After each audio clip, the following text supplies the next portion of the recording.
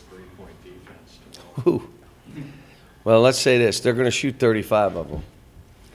And if you really guard them and really guard the three, they're going to shoot 35 of them. And they do it off the bounce. They do it off the catch. They do it in transition. They do it in pick and rolls. But they also got Wiley, who's a heck of a post player, and they're very active, rebounding the ball. They're a really good team.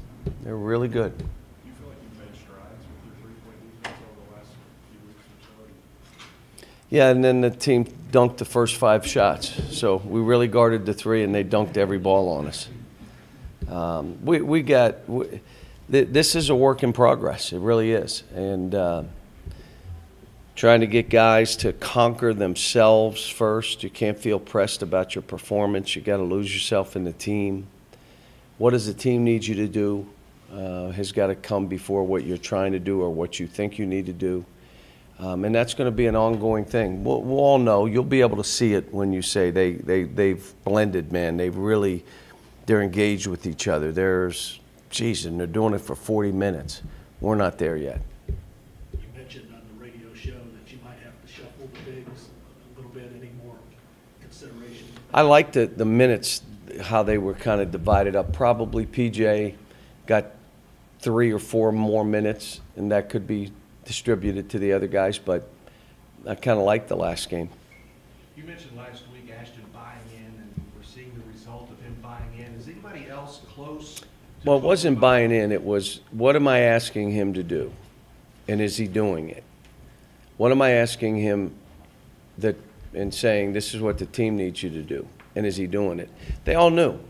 He's the #1 guy, and he's comfortable playing that way. That may be part of it, but they all know what is expected and what we need them to do for our team to do well. Now they just have to go out and perform and do it and make it part of who they are. You talked about Ashton going back to Georgia last game. Now EJ's going back to the school he was once committed to. How do you expect him to react to that? Hopefully good. Ashton reacted pretty good. Such a tough stretch of games coming up, meat of your schedule. Any sense of urgency, desperation? What's the date? Are we still in January? We're good. We're fine. What do you think of the matchup, Jaron Harper and Ashton? How key is that? Well, Brown's good too. They're both. You got 2 really good guards, and we're not counting on Ashton to score. It's run our club and get people involved, and if you have opportunities to score, do it. So it's not as though it's shut him out, but it's going to be a good matchup. And those guys are veterans; they've been through it, You had Wiley with USA Basketball. How's he developed since then? What do you see? He got hurt there, but he is a wonderful person, a terrific competitor. Really, really skilled with that ball near that basket. And he plays. I mean, he competes. He's good. He's big. He's physical. He's wide. Really good. And a great kid. Just, salt of the earth kind of kid. I love coaching him. These last 5 games with Ashton, what have you seen with his instincts that I guess, I don't want to say surprises you, but how do you see him kind of coming along? Well, the one thing is, and I said this yesterday as we started game planning a little bit with the guys, I said the funny thing is what we just told Ashton to do, I fully expect he'll do that in the game. Some of you, not so much. Him, he watches, you tell him what you want him to do, and he goes out and tries to do it. And so that's part of what's made him what he is right now. How's Kelvin bouncing back from Tuesday? He'll be fine. He'll be fine. It's teams are collapsing on him. So we're saying, you got to find people. Well, yeah, but you got to score. That's what you do for us. So, yeah, you got to see people, but, Coach, you're telling me to score and see people if they collapse. Yeah, that's how you play the game. You take what they give you. But he's not quite there yet with that. But when he does, because he can pass, he can handle it, you know, but we need him to score baskets. How about we win that game like we did and he didn't score a basket? That's what's crazy. And it shows you that, you know, whoever it is, whether it's PJ, whether it's EJ, Nick, whoever, Reed, we can win without you. So don't feel that. This is about how do I make sure I'm helping this team win. John, you guys got to the line a little bit less the last couple of games. Is that something, or is that? I don't think the other teams got to the line that much either. So probably just, you know, calling the game in a way where you're not, you know, and if I remember, who was the game before the last game? Who was that? Yeah, they played zone. It's hard to get to the line when a team's playing zone.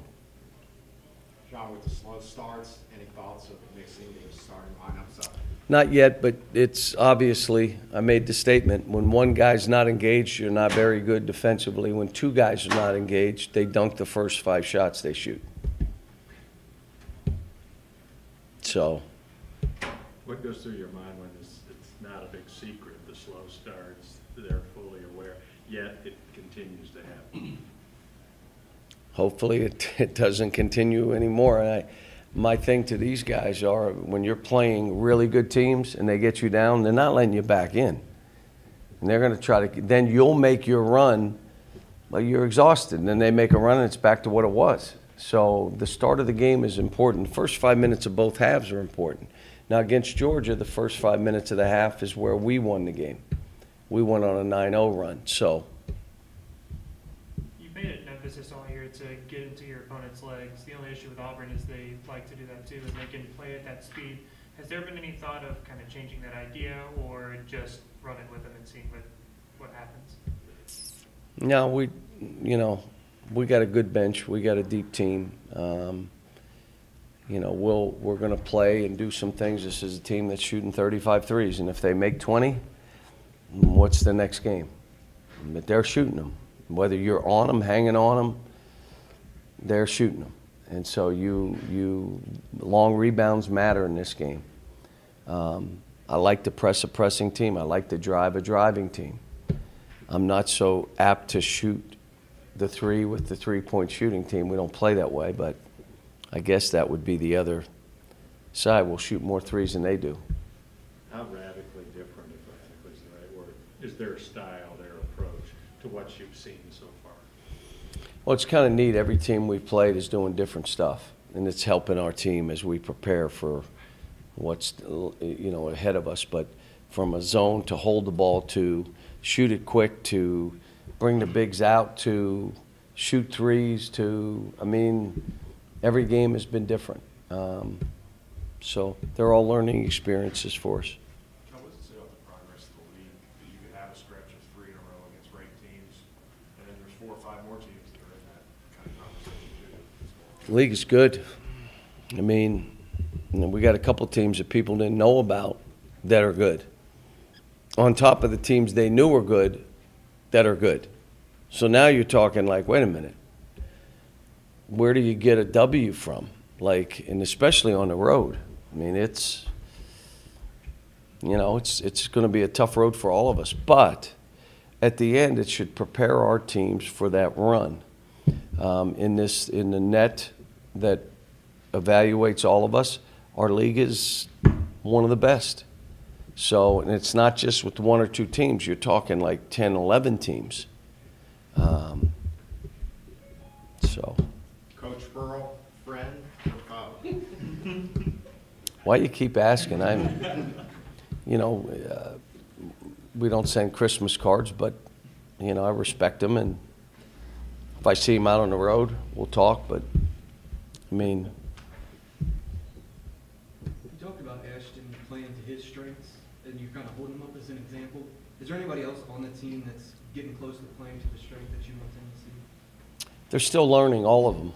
They're still, and again, you know, it's not a pressure to win. It's a pressure to perform, which is affecting our team. You can't have a bunch of guys that are feeling pressed about how they're playing. So they got to come and play, lose yourself in the team.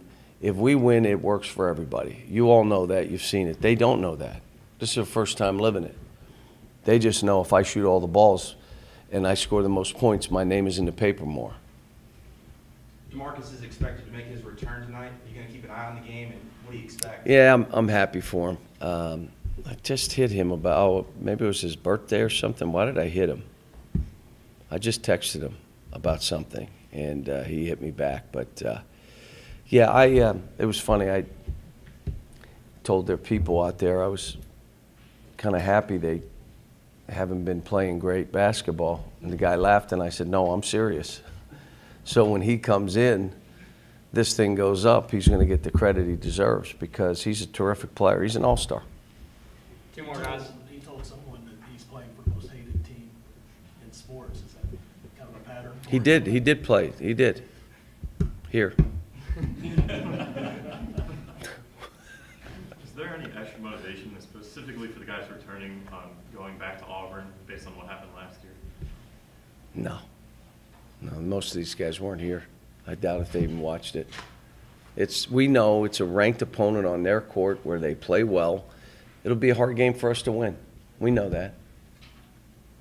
I just need them focused on preparation so we can, give ourselves a chance.